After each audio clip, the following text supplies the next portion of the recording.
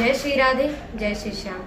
आज हम वर्णन करने वाले हैं रामायण शब्द का अर्थ कि रामायण शब्द का जो स्वरूप है उसकी व्याख्या क्या है। वर्णन क्या कि रामायण एक श्लोकी रामायण थी और वो श्लोक था आदो राम पदनम गमनम हत्वा मृग कांचनम विदैहि हरणम जटायु मरणम श्री सुग्रीव संभाषणम बाली निर्दूलम समुद्र तरनम लंकापुरी दाहनम पश्चात द्रावणाम कुंभकर्णम हरणम एतद्धि रामायण। ये रामायण शब्द का जो पूर्णत्व श्लोक रामायण का स्वरूप दर्शाया। रामायण मतलब रा, सबसे पहले रामायण का जो शब्द है वो है रा। रा का अर्थ क्या है, रा किसे कहते हैं? शास्त्रों में जो वर्णन आया है राग स्वरूप होता है राग इत्यादि विकारों का। राग दो प्रकार के होते हैं। हम संगीत की प्रतिक्रियाओं को भी राग कहते हैं। संगीत में समृद्धजनी राग, मल्हार राग इत्यादि, उन्हें भी राग कहा जाता है। और एक शास्त्रों अनुसार हमारे शरीर के अंदर प्रविष्ट होने वाला विकार होता है जिसे हम राग के नाम से जानते हैं। इन दोनों रागों में क्या अंतर है?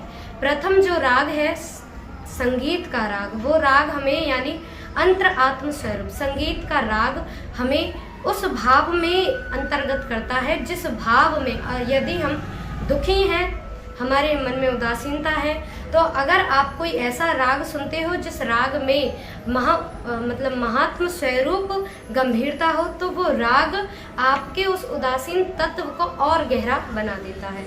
यदि आप प्रसन्न हैं तो अगर आप कोई प्रसन्नता का राग सुनते हो तो उस राग के कारण, उसके तत्व स्वरूप के कारण आपके मन की प्रसन्नता और बढ़ जाती है। लाइक दैट, जैसे आप कोई सॉन्ग सुनते हो, कोई म्यूजिक सुनते हो, तो आपके मन की जैसा आपका मन है वैसा सॉन्ग सुनने से आपके मन की धारणाएं बदल जाती हैं। उसी आधार पर अर्थ हुआ कि वो जो राग है आपके मन को, आपकी मन की प्रतिक्रिया को बदलता है। यही स्वरूप है आध्यात्मिक विकार राग का, यानी विकार जो नामक राग है वो कहलाता है रम्यशति इति गुणानाम इंद्रिया, यानी हमारी इंद्रियों में बसने वाली प्रतिक्रिया राग कहलाती है। क्योंकि इंद्रियों में जो रस होता है वही राग होता है।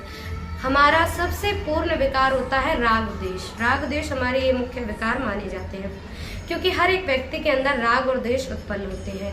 राग उत्पन्न होते हैं इंद्रियों के रस से, इंद्रियों के रस से राग बनता है, और जैसा इंद्रियों का रस बनता है उसी रस के द्वारा हम द्वेष उत्पन्न करते हैं। यानी इंद्रियों ने किसी चीज को देखा, अगर आपके मन में इंद्रियों ने देखा मतलब नेत्रों ने किसी चीज को देख लिया कि इनके पास इतना पैसा है या फिर इनके पास ऐसी सुविधा है, तो वो इंद्रिय आपकी उस इच्छा को आपके मन तक पहुंचाती है। फिर मन कहता है कि ये वस्तु हमारे पास भी उपलब्ध होनी चाहिए। मतलब उस इंद्रिय ने रस उत्पन्न किया, उस रस को हम राग कहते हैं, जो रस उत्पन्न हुआ।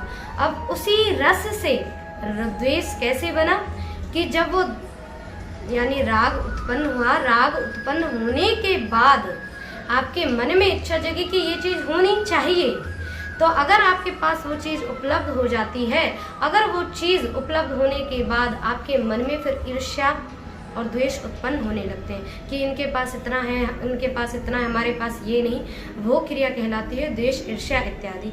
वहीं से सारी प्रतिक्रिया यानी विकार उत्पन्न होते हैं, क्रोध, लोभ, मोह इत्यादि। फिर ये इन विकारों के प्रति स्वरूप है। तो सबसे पहले जो रामायण के राग का मतलब है वो कहलाता है राग, यानी रामायण का राग कहता है कि अपने राग नामक विकार को दूर करें। तो सबसे पहले रामायण प्रारंभ होने का अर्थ ही यही कि आप रामायण सुने।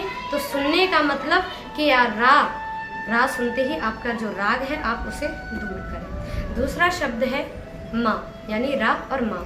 माँ कहते हैं मूका इंद्रिया नाम इंद्रियस्य अमूकम तद इंद्रिय रूपानाम वेक्यानाम विनाश्यति, यानी मूकम और अमूकम हमारे शरीर में जो वर्णन की गई। आमतौर पर आप सभी जानते हैं कि हमारे शरीर में 10 इंद्रियां हैं, 5 ज्ञानेंद्रिय और 5 कर्मेंद्रिय। लेकिन इन इंद्रियों के अलावे भी हमारे शरीर में 8 इंद्रियां विमुक्त हैं, यानी 8 इंद्रियां जो हैं हमारी, जो 10 इंद्रियां हैं बाहरी इंद्रियां यानी ज्ञान इंद्रिय और कर्म इंद्रिय, ये इंद्रियां हमारी मुक्त हैं, यानी स्वतः अपने कार्यों को करती हैं।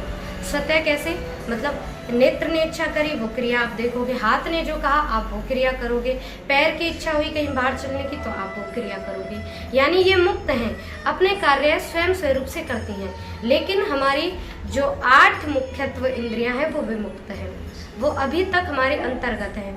तो रामायण का जो माँ शब्द है वो कहलाता है मूकम इंद्रियाणाम अमूकम, यानी हमारी जो मूकम इंद्री है, ज्ञान इंद्री और कर्म इंद्री, जो अभप्य भाव से, अभप्य भाव यानी हमारे बिना बोले, मूक कहते हैं गूंगे, यानी बिना बोलने वाले व्यक्ति को, तो वही स्वरूप है मूकम इंद्रियों का, कि हमारी जो ज्ञान इंद्रिय और कर्म इंद्रिय है वो मूकम कैसे हैं, ये बिना बोले उस रस के द्वारा हमारे मन को अपनी तरफ आकर्षित करती हैं।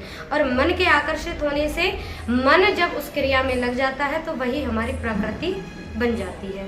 और हमारी जो विमुक्त इंद्रियां हैं उन्हें हम कहते हैं अमूकम। अब वो इंद्रियां हैं यानी बोलने वाली। अब कहें कि वो इंद्रियां कैसे बोलती हैं।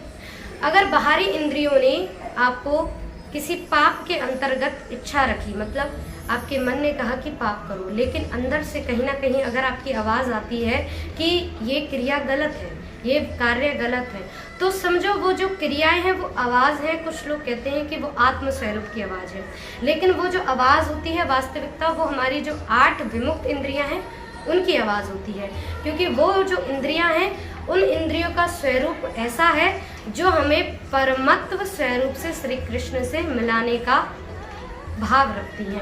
अब कहें कि उन इंद्रियों के द्वारा हम श्री कृष्ण से यानी प्रभु श्री राम में कैसे अपना मन लगा सकते हैं। जब तक हमारी विमुक्त इंद्रियां यानी जो हमारी बोलने वाली इंद्रियां हैं, 8 जो मुख्य इंद्रियां हैं, उन 8 इंद्रियों को अपनी बाहरी 10 इंद्रियों पर प्रतियुक्त ना किया जाए। प्रतियुक्त यानी जब तक आपकी अगर वो क्रियाएं कहती हैं, मान लीजिए अगर उन क्रियाओं ने, उन इंद्रियों ने आपको किसी क्रिया को करने से मना किया और आप उसी वक्त रुक गए, तो कहीं ना कहीं उन इंद्रियों का उदित हो जाता है। तो रामायण का जो माँ है वो ये कहलाता है कि सर्वप्रथम रा से राग द्वेष को दूर करके फिर माँ, जब आपके राग द्वेष दूर होते हैं उसी के बाद आप अपनी इन इंद्रियों की आवाज़ को, इन इंद्रियों के महत्वपूर्ण तत्व को जान पाओगे। अब कहा कि राग द्वेष दूर करें और इन इंद्रियों के तत्व को जानें, ये रा और माँ का अर्थ है।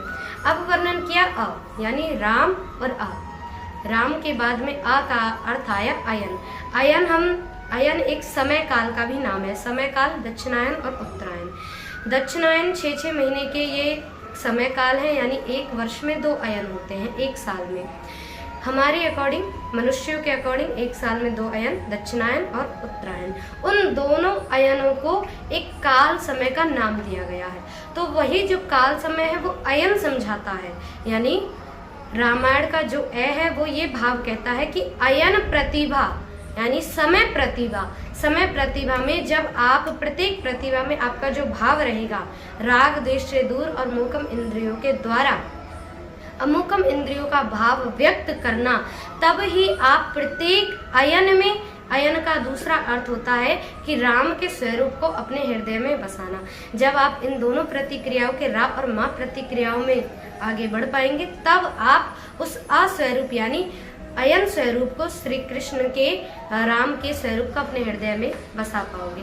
अब वर्णन किया य यानी रा, माँ और य का जो अर्थ है वो स्वरूप दर्शाया कि यमश्यति यमानाम योगस्य संभाष्यते युजुर समाधो योगस्ति, कि योग का अर्थ दर्शाया कि यहाँ पर जो वर्णन किया गया है रामायण का वो है य का यानी योग, कि जब आप राग द्वेष दूर मूकम इंद्रियों के द्वारा मूकम का प्रतिभाव कर लोगे और हर अयन में राम का निवास आपके हृदय में हो जाएगा, उसके बाद आपका एक प्रति तत्व पहुँचेगा लेवल जो हम कहते हैं वो आपका योग क्रिया, यानी जब हृदय में राम आएंगे, इंद्रियां विमुक्त होंगी, तब आप पहुंचोगे योग क्रिया पर।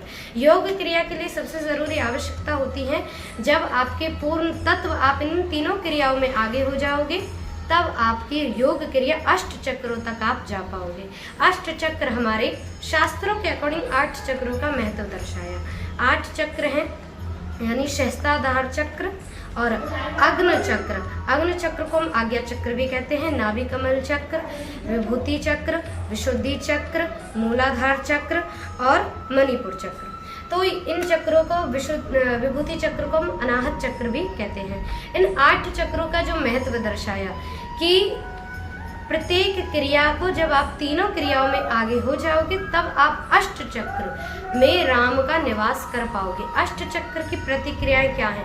हमारे शरीर में कुछ लोग मेडिटेशन जो बाहर से सीखते भी हैं, तो वो जो प्रतिक्रियाएं हैं मन को शांत करने की, अर्थात हम योग के द्वारा मन को शांत करते हैं, लेकिन योग का वास्तविक जो दूसरा अर्थ है वो ये है, शास्त्रिक यानी आध्यात्मिक द्वारा अर्थ ये है कि अष्ट चक्रों द्वारा आपकी प्रत्येक क्रिया एक व्यक्ति की जो सन्निधान क्रिया होती है, यानी योग का असली तत्व ये होता है इंद्रिय, आत्मा और शरीर को तीनों का रस, तीनों का महत्व अलग अलग समझा देना। यानी इंद्रियों का जो वर्क है वो इंद्रिय अलग करे और आत्मस्वरूप का वर्क आत्मस्वरूप अलग करे और शरीर अपना कार्य करे। मतलब कि अगर मान लीजिए आपका कोई हाथ कट जाए तो आपको कष्ट होगा, स्वतः ही होगा, क्योंकि एक शरीर की क्रिया है। हाथ कटने से कष्ट होगा, लेकिन वो कष्ट किसे अनुभव होता है? आपको होता है, शरीर को होता है। लेकिन शरीर तो अगर शरीर से आत्मा निकल जाती है तो अगर आप उस शरीर को जलाओ, काटो तो कष्ट नहीं होता। क्यों नहीं होता? इसका मतलब है कि वो कष्ट शरीर को नहीं आत्मस्वरूप को हो रहा है। पर शास्त्रों में कहा नैनम छिंदन शस्त्राणी नैनम दहती पावका न चैन्यम कलेदंत्यापो न शोष्यति मारुता। गीता में जो वर्णन किया कि आत्मस्वरूप जो है वो ना छिंदन होता है, ना भेदन किया जाता है और ना ही जलाया जाता है, ना ही वायु द्वारा उड़ाया जा सकता है, ना ही जल द्वारा गलाया जा सकता। फिर किस कारण से आत्मा को कष्ट हुआ? क्योंकि आत्मा को भी कष्ट नहीं होता। तो वर्णन किया आत्मा से पहले हमारा एक सत्ता होती है, जिस सत्ता को हम उस सत्ता को आत्म तत्व कहते हैं। आत्मा अलग होती है और आत्म तत्व अलग होता है, जो आत्म तत्व की तरह ही हमें प्रतीक होता है। तो उस आत्म तत्व को कष्ट निर्धारण होता है, क्योंकि आत्मा का कोई स्वरूप नहीं और कोई क्रिया नहीं। क्योंकि शरीर की जो क्रियाएं हैं, मैं आपको वर्णन करूं कि शरीर की क्रियाएं बढ़ना, लंबा होना, आगे शरीर प्रतिक्षण बदलता है। अब शरीर बदला, बचपन में आपका शरीर कैसा था ये आपको प्रॉपर याद होगा कि आप बचपन में ऐसे दिखते थे, या फिर थोड़ा बहुत जैसे आपको याद होगा। 5 वर्ष की अवस्था के बाद में हमें अपनी प्रतिक्रियाएं याद होने लगती हैं। क्यों? क्योंकि 5 वर्ष से पहले आप कैसे दिखते थे, आप 2-3 साल के कैसे थे, ये बिल्कुल किसी को भी याद नहीं होता। या फिर उन्हें ज़्यादातर याद होता है पूर्व जन्म की, जिनकी क्रियाएं निरूपण होती हैं, यानी आत्मयोग से जुड़ी होती हैं। तो जो नॉर्मल इंसान है वो उन्हें 5 साल के बाद अपनी क्रियाएं याद होनी स्टार्ट होती हैं, यानी वो कैसे दिखते हैं वो चीज़ें आपके माइंड में आपको याद होनी प्रारंभ हो जाती हैं। तो उससे पहले क्यों नहीं होती? इसका कारण है कि उससे पहले हमारे जो 5 तत्व की क्रियाएं होती हैं वो इकट्ठी नहीं होती। 5 साल के बाद में हमारी 5 तत्व एकाग्र होते हैं, वो अपना प्रॉपर वर्क करना स्टार्ट करते हैं। उसके बाद हमारी जो आत्मसत्ता यानी आत्मा के बाद आत्मसत्ता की क्रिया है वो प्रारंभ होती है। और वही आत्मसत्ता यानी आत्मा किसी को याद नहीं रखती, आत्मा ना घटती है ना बढ़ती है। जब आत्मा ना घटती ना बढ़ती है, लेकिन फिर भी हमें ये याद है कि हमारा शरीर कैसे दिखता था, तो किसे याद रहा? मन को तो याद हो नहीं सकता, क्योंकि मन भी प्रति क्षण बदलता है। इंद्रियों की प्रतिक्रिया बार बार बदलती है, क्योंकि इंद्रियां वहीं रुकती हैं। आपने कोई चीज़ देखी, अगर आप उस चीज़ से भी आपने मान लीजिए कोई फूल देखा, गुलाब के फूल से भी ज़्यादा बेटर सुंदर आप कोई और फूल देख लेते हैं तो आपका मन उस फूल पर टिक जाएगा। उससे भी सुंदर आप कुछ देखते हैं तो मन उस पर टिक जाएगा। अर्थात इंद्रियों की जो क्रियाएं हैं वो नया देखने से बदल जाती हैं, एक जगह स्थिर नहीं रहती। इंद्रियां भी स्थिर नहीं, मन भी स्थिर नहीं, शरीर भी स्थिर नहीं। फिर याद किसको रहा? तो वर्णन किया कि आत्मसत्ता, आत्मा के जैसी जो दूसरी सत्ता है उसे वो क्रिया याद रहती है, जिससे कि हमें ये ध्यान रहता है कि हमने उस समय वो दुख देखे थे, उस समय हमें वो सुख मिला था, उस समय हमें इतनी पीड़ा होती।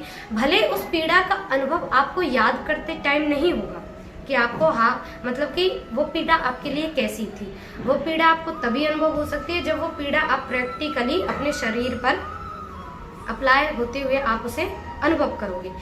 हालांकि आपको याद करते समय उस पीड़ा का अनुभव नहीं होगा, क्योंकि पीड़ा का अनुभव होना ये रागिक क्रिया है। रागिक क्रिया जो इंद्रियों से होती है, यानी क्योंकि शरीर हमारी इंद्रियों से जुड़ा हुआ है, तो इंद्रियों को जो प्रैक्टिकली जो क्रिया दुख होता है, सुख होता है, वही उसी समय पर वो आपको अनुभव करा सकते हैं कि दुख सुख का जो रस है वो कैसा है। हालांकि आपको वो क्रिया याद रह सकती हैं, पर उसका रस आपको याद नहीं रहेगा। तो ये है यानी वास्तविक योग इसे कहते हैं कि योग सत्ता जब आप अष्ट चक्रों में निरूपण होते हो, तो आपकी जो मैंने पहले स्टार्टिंग में आपको बात कही कि हाथ कटना आपको याद रहता है, यानी कष्ट होता है। ये कष्ट आत्म सत्ता को होता है, आत्मा को नहीं। तो आत्म सत्ता और आत्मा के बीच, यानी शरीर और आत्मा के बीच होती है, और यही आत्म सत्ता हमारे मोह बंधन का कारण बनती है।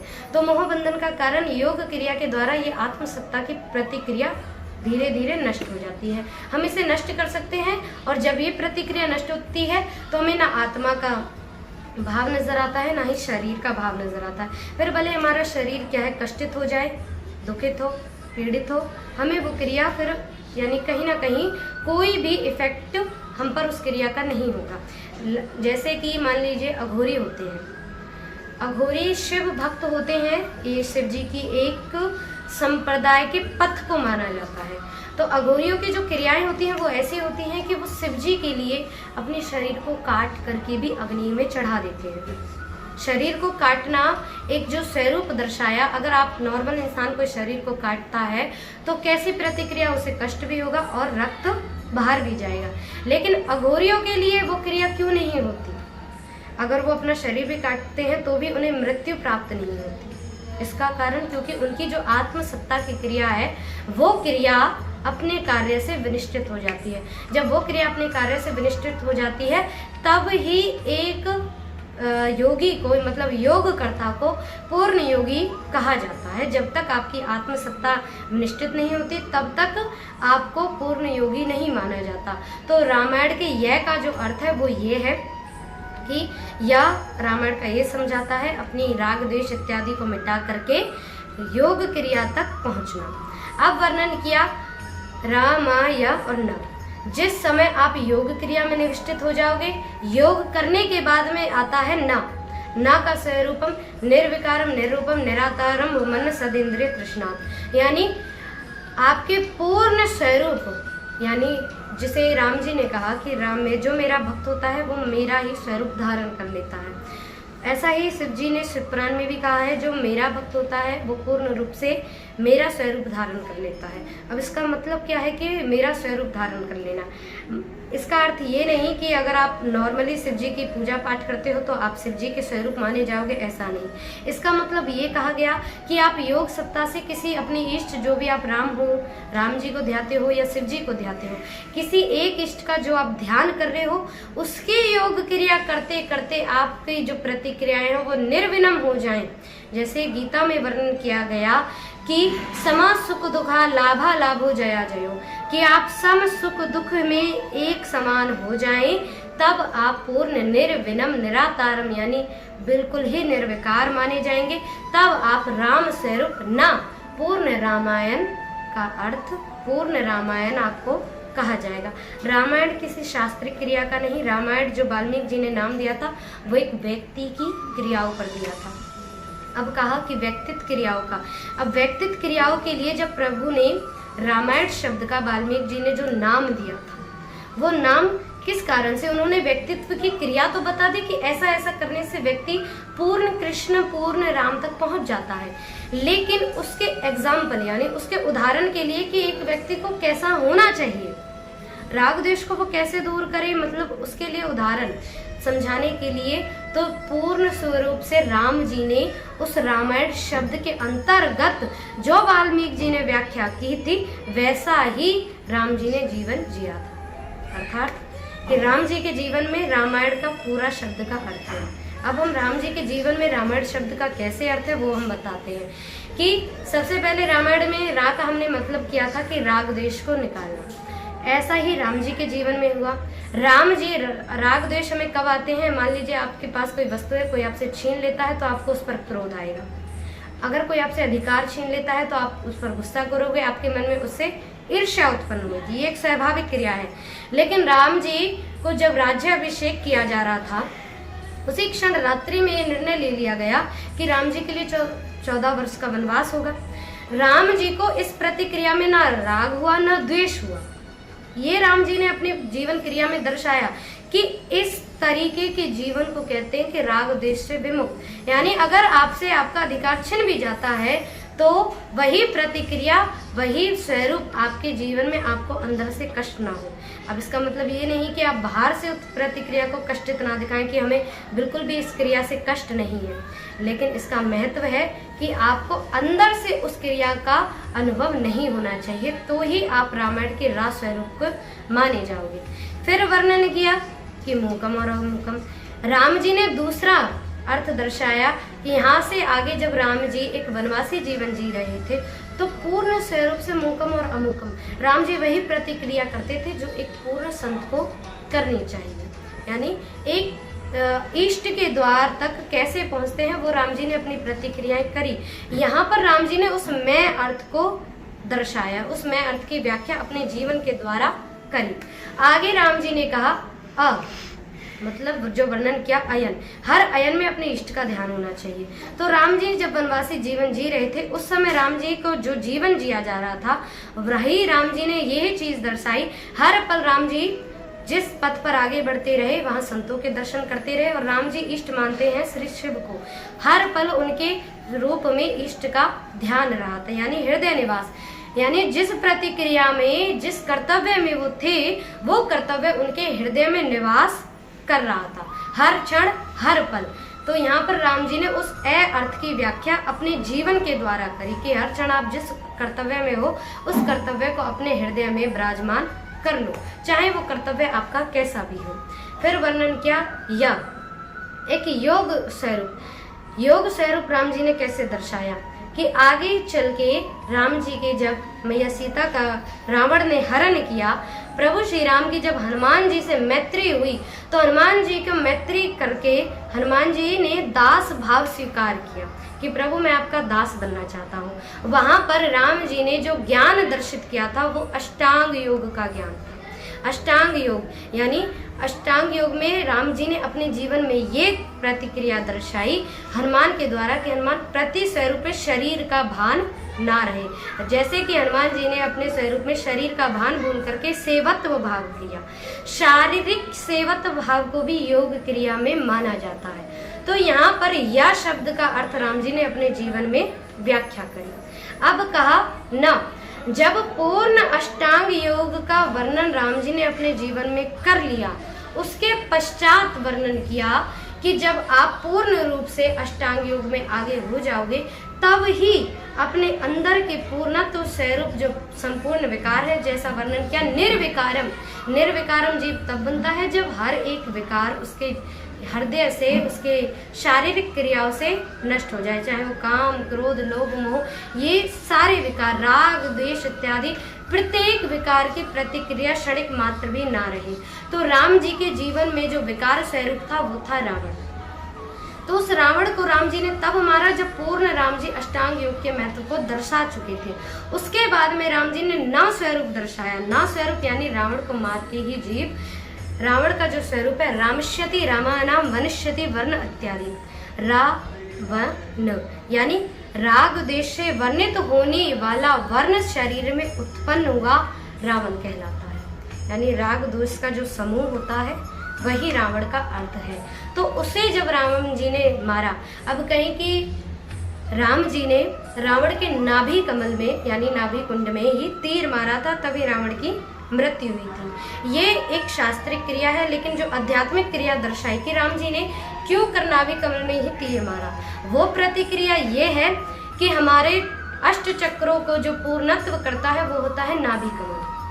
आप किसी भी चक्र को, आप किसी भी चक्र के वर्ग को जान लीजिए, उसकी क्रिया को समझ लीजिए, लेकिन जब तक प्रत्येक चक्र को आप नाभि कमल से या अनुष्टुप चक्र कमल से नहीं मिलाते तब तक आपका योग पूरा नहीं माना जाएगा। तब तक, जब तक कि आप प्रत्येक विकार को नाभि कमल तक ले जाकर के उस कमल पर स्थित करके उसे विनिष्टित नहीं करते, तब तक कि आप उस विकार से दूर नहीं हो सकते। यही राम जी ने दर्शाया, यानी नाभि कमल में तीर मारने का अर्थ है अपने नाभि कमल से उत्पन्न होने वाले उस तेजस स्वरूप के द्वारा अपने प्रत्येक विकार को आप दूर कर सके। जब रावण मरता है, यानी आपका जो राग का समूह है वही आपका विनिष्टित होगा, तब ही आप न स्वरूप निर्विनम निराकारम उस तक पहुंच पाओगे। यही स्वरूप एक व्यक्ति का जीवन है, यानी राम जी ने रामायण शब्द की व्याख्या अपने जीवन से करी। इसीलिए बार बार राम जी के लिए कहा गया कि जैसा राम जी ने जीवन जिया वैसा ही जीवन हर एक जीव को जीना चाहिए। इसलिए नहीं कि वो जीवन राम जी ने जिया था, बल्कि इसीलिए कि रामायण शब्द के जीवन को राम जी ने जिया, क्योंकि वाल्मीकि जी ने रामायण शब्द पहले लिख दिया था। इसलिए प्रार्थना करी थी वाल्मीकि जी ने प्रभु से कि हे प्रभु, मैंने जो ये शब्द लिखा है, इसकी जो मैंने व्याख्या करी है, आप इस व्याख्या के अनुसार जीवन जिए, ताकि हर एक जीव को ये समझ आ सके कि इस व्याख्या के अनुसार जीवन जीना कैसे होता है। इसीलिए राम जी ने अपने जीवन के अकॉर्डिंग ये रामायण शब्द का अर्थ समझाया। तो आशा है कि आप सभी को हमारी ये रामायण शब्द की दी हुई अर्थ की जानकारी अच्छी लगी होगी। तो हमारे चैनल को लाइक करें, सब्सक्राइब करें एंड शेयर करें। जय श्री राधे, जय श्री श्याम।